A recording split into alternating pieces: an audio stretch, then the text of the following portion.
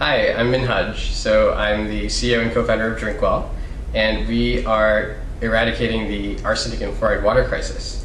It affects over 200 million people in India and Bangladesh alone, and it's deemed by the World Health Organization to be the largest mass poisoning in human history.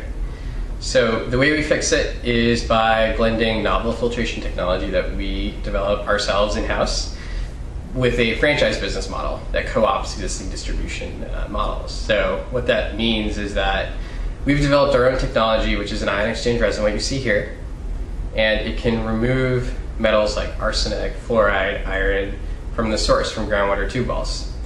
And it can do so while recovering 99% of water and reducing waste by 6 orders of magnitude compared to current best practice reverse osmosis. And then what's, I think, the biggest barrier to scale in water is the high CapEx cost. How much is it and who's going to pay for it? So we cut the typical CapEx cost of anywhere between like 15 to 10 lakhs in half. Anywhere between like 5 to 7 lakhs is what our system costs.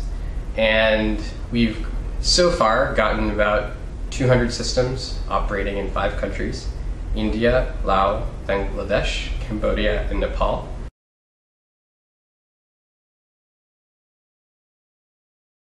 The biggest issue is we don't really know what the regulatory landscape will look like, and that uncertainty certainly drives a lot of premiums in terms of risk premiums for the microfinanciers, for any investors that might be looking at a play in this space.